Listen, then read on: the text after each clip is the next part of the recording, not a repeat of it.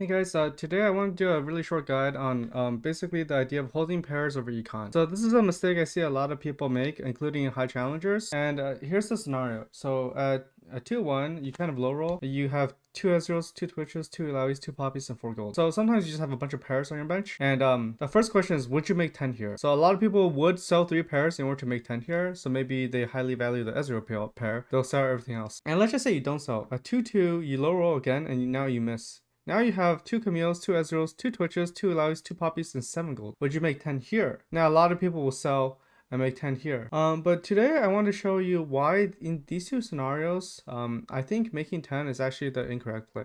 Hey guys, so I noticed that only a small percentage of the people who watch my videos are actually subscribed.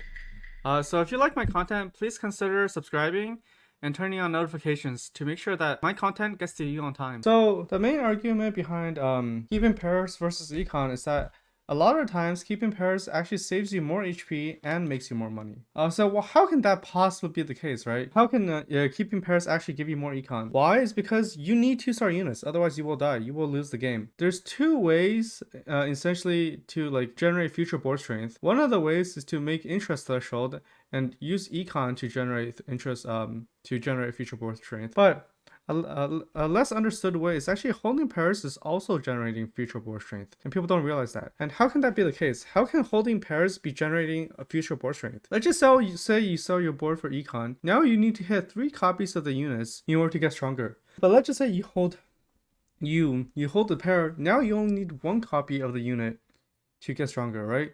So if you don't hit your 2 stars, eventually you're gonna need your 2 stars.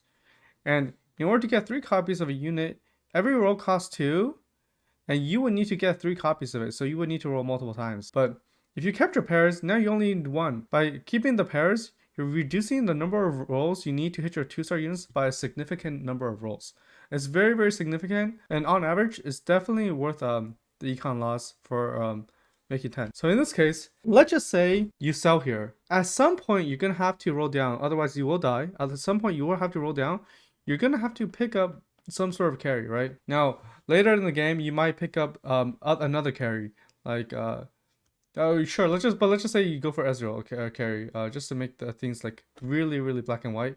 In real game, it's not that black and white, but let's just say you sell 2 Ezreals, and later you want to hit Ezreal 2. You will need to roll down a lot of gold in order to hit this Ezreal 2. But if you just kept the Ezreal 2 in the first place, you would actually spend a lot less gold. Right here, if you were to sell to make 10, you would be giving up these 2 pairs, or giving up like maybe 2 pairs. And later, if you were to hit a Poppy or maybe an Illaoi, let's just say you sell the 2 Poppies and 2 Illawis, you would not be able to guarantee future board strength because you sold these pairs. So there's also a lot more nuance to this. It's not just about the fact that keeping pairs is often beneficial for econ and HP. It's also that it also allows you to give you direction. So in this case, if you hit Ezreal and you have items for Ezreal, then you can sell your Twitch. If you hit your Twitch and you have items for Twitch, then you just sell Ezreal. A lot of times, even if you hit Ezreal, it's still worth keeping pairs for Twitch, unless you can make interest threshold. And then for tanks especially, let's just say you hit Illaoi 2-star, often it's still worthwhile to hit Poppy 2-star.